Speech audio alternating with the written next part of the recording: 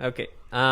So I think over the past like several weeks and several episodes, Mazang, we've been talking about different aspects of both local and like international in terms of pop culture, Yeah, in terms of like films and entertainment. advertisements. Yeah, At yeah, least in the context of how we've understood it, right? In like yeah. as I mean, as we are not former experts. as former Um, admin, let's call it, and yeah, as if format. we've been in this industry for like decades on end. But still, I mean, from A the limited it would have been a understanding that we decade, have. like even like a few more years. Fair, So yeah, that's true. close Um, enough. but having said that, I think we started this conversation out, and I suggested something to you, which was also a divisive area, and it's essentially a part of art and sort of media that we didn't touch on per se, And but culture. and culture as well, absolutely. But something that is also instrumental to um, our childhoods, as well as many other childhoods, as well as defining people's lives and like society at large, which is Yes. music, specifically in the Yes. context of Sri Lanka. The music industry. Yeah. So just to put this into the context of having yeah, that that's become my thing now. So Yeah. let me do the parameter to put this into the context of our discussion, and to have like a turning point so that we can Yeah. discuss whether the Sri Lankan music industry, the modern Sri Lankan music industry, Yeah. peaked essentially Yeah. with the seminal BNS, Bathiya and Santhush. Whether this is Yeah. the quintessential modern Sri Lankan music genre, the epitome of it, Yeah. or is it still moving? Is it not the Yeah. case, and so on? I'm Yeah. of the belief that it is, but since I think, and at one point in today's episode, I'm going to bring this out as well. Since you have Oh, a boy. better affinity to this industry than I do, and I'm looking at it as I doubt a it. prekshakya. Um, I doubt it, but yeah. Where do you stand on it? Let's go with you first. Yeah. Well, I mean, I think the way that you asked it, right? Have the Sri Lankan music industry peaked with BNS? I think no. I think I think the peak is very it's very subjective, right?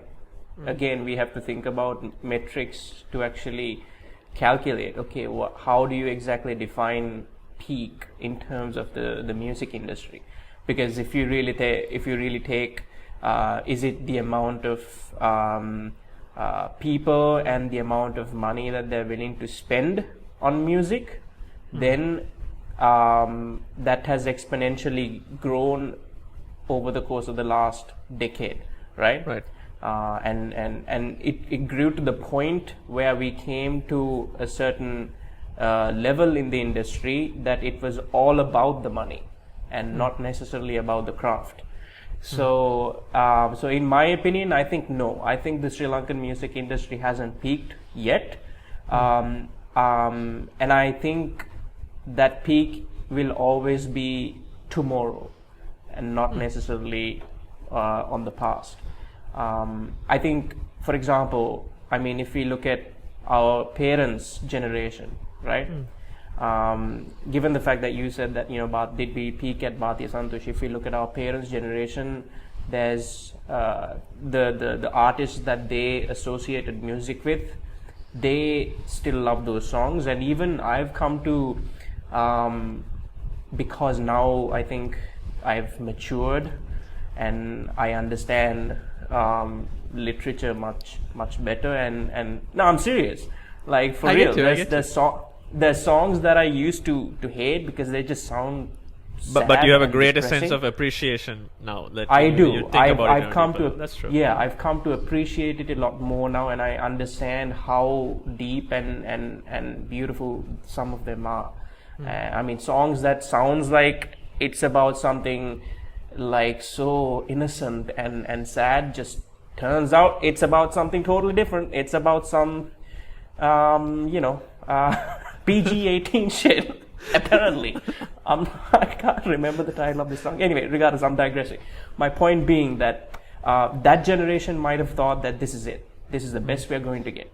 And then came us, the revolution, right? The industry was changed completely with the introduction of BNS, with Vasante and Tarunne and that set of albums. I remember that was the first time. I mean, I bought I had a Discman, and I actually spent money to buy the original BNS music, like CDs. That's how good they were. And my parents were like blagading me for listening to their music, because it's just like, what is this? Is it a CD stuck?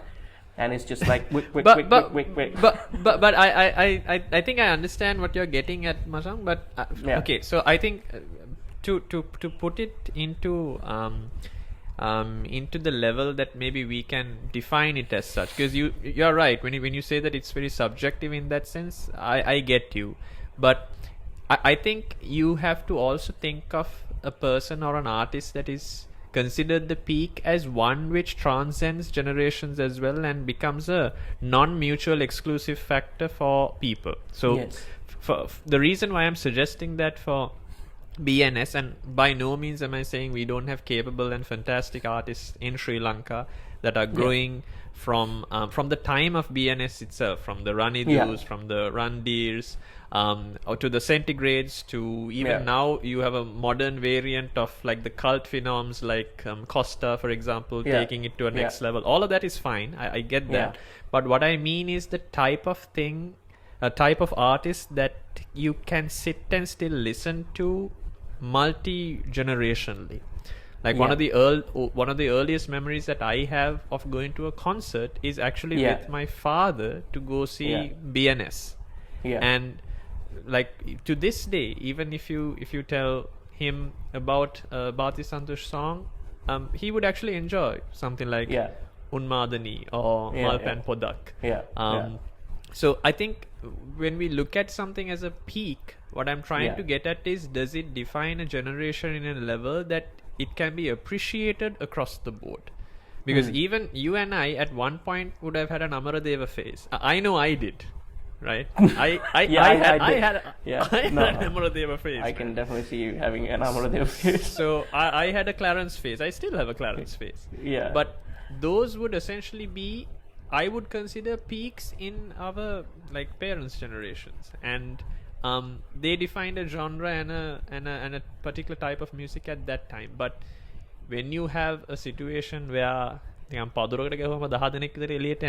that was, to be fair, the case in this industry for like a number of years in the past, then it's very easy on the one hand to pinpoint one artist and say, you know what, this is who to aspire to, from the perspective of another artist, and from the perspective of a listener, you know what, this is a soundtrack to my generation. And it was, as you said, Tarunne, Vasante, that's like grade 6, 7 and so on. Well, I mean, if you look at it that way, we could always argue that given the fact that like the artists from my parents' generation, their music could be like fine wine, if that's the case, because they've aged really well. And I feel like the same thing is happening to Bathiya and Santhush's music as well. And I think that is why, and I feel the difference between my parents' generations, the artists and their music, and how they have aged well, and the difference between Bathiya and Santhush, I feel, is obviously Bathiya and Santhush have built like a proper brand, right? I mean, they have kind of pioneered concerting experience for the Sri Lankan audience. I felt like they were the first. They are entertainers more than just be music. Right? That's true. Fair. Going a cappella on stage. So they kind of not. I don't want to say pioneered, but they actually made it more relevant. I think that's a good word to go with, right? So I think they have definitely done their work for the time being. But I feel like, I mean, looking at the future, if we really say that, you know what, the Sri Lankan music industry has peaked, that's a bit of a grim way of looking at the industry. Given that we have artists coming up like Costa, for example, which is a completely different style of music. We have the rap industry coming into the hip hop and rap industry coming in a way that wasn't before, which is much more localized now and has a much better identity. And I feel like there's a lot of opportunities that's revolving around there. So I feel like I think the best way to look at it is that I think we definitely had some milestones generationally.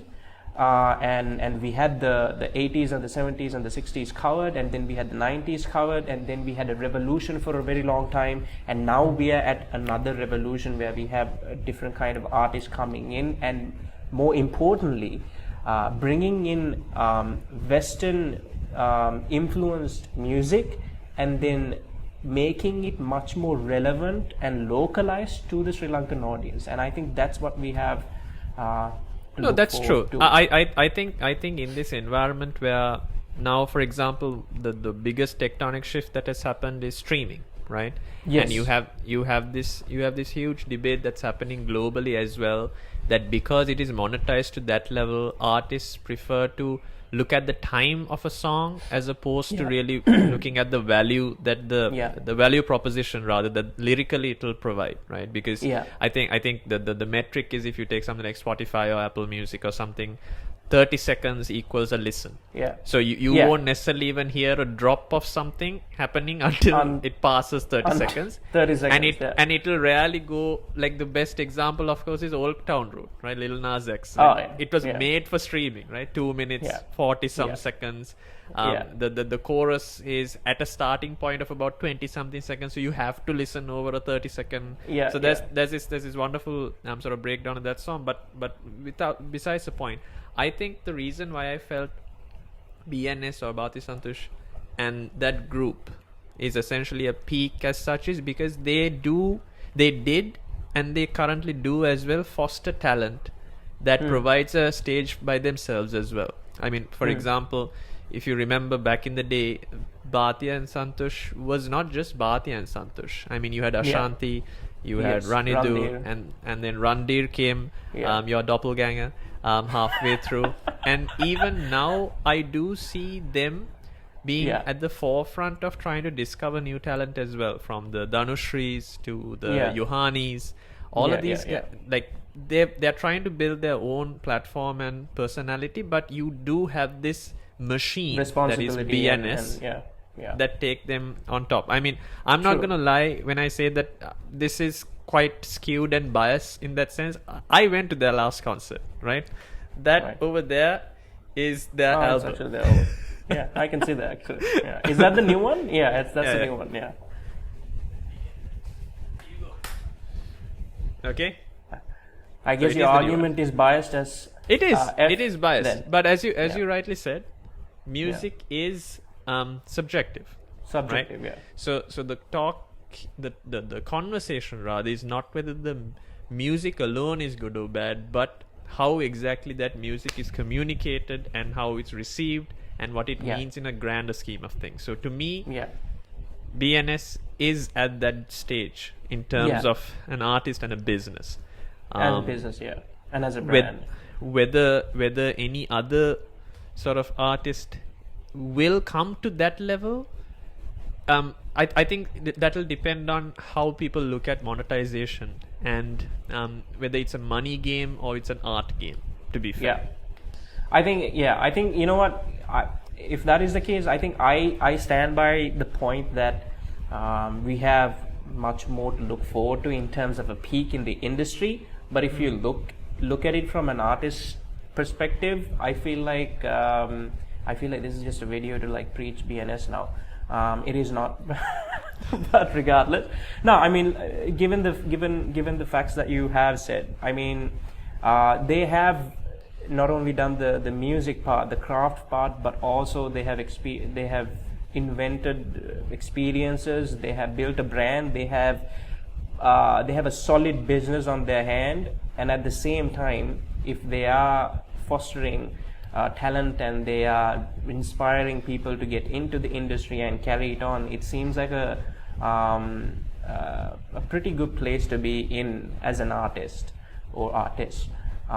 So they have definitely respect in that regard. But in terms of looking at the future, and in my opinion, I feel like, you know what, I think the best is yet to come. I hope so. Yeah, some surprise in music will definitely come at our way, I hope.